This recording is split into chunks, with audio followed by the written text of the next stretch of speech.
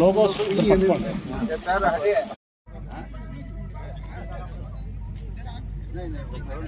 आप पेपर पे कितना है अभी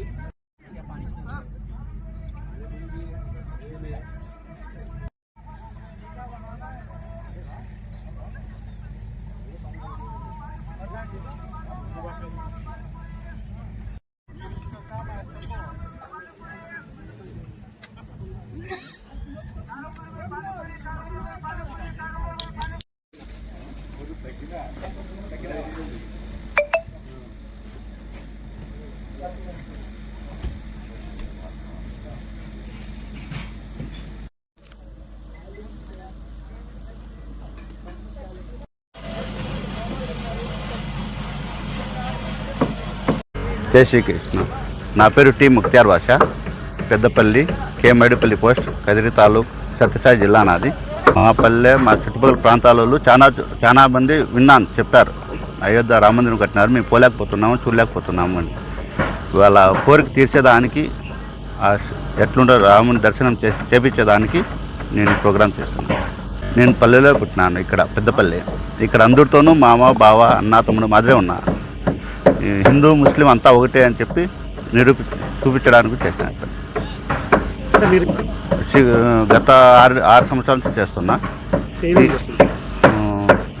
రాముని అలంకరణ, మా ఏరియాలో అందరికీ బట్టలు పంచడం, జెంట్స్కి లుంగి షర్టు, లేడీస్కి శారీ ఇవ్వడం, భోజన అన్నదానం అన్నీ చేస్తాం. ఈ సెట్టింగ్ బొంబాయి నుంచి తెప్పించాను.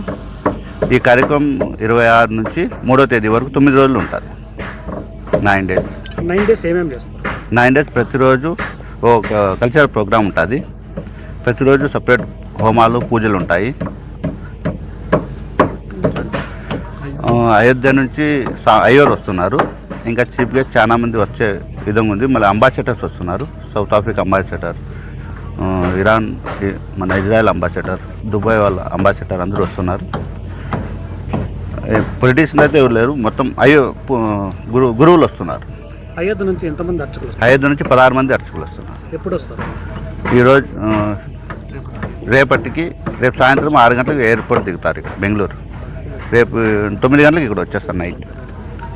మేము ఇక్కడ కొక్కడి క్రాస్ నుంచి పెద్దపల్లి వరకు, మొలకల చెరువు నుంచి పెద్దపల్లి వరకు, చాకివేల్ నుంచి పెద్దపల్లి వరకు బస్సు సౌకర్యం కల్పించినాము. బస్సు, ఆటో,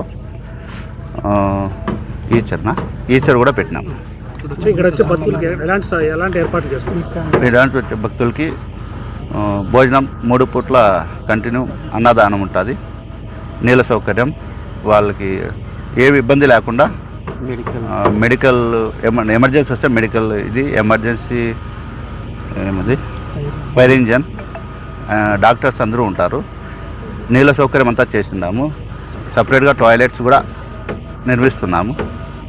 ఇది భారతదేశము, ఇక్కడ ప్రతి ఒక్కరు కలిసి ఉండాలని, అనేకత్వంలో ఏకత్వం మన దేశము, అది అందుకు నిదర్శనంగా నేను ఇక ప్రోగ్రాం చేస్తున్నాను. నా పేరు సుధాకర్ నాయక్.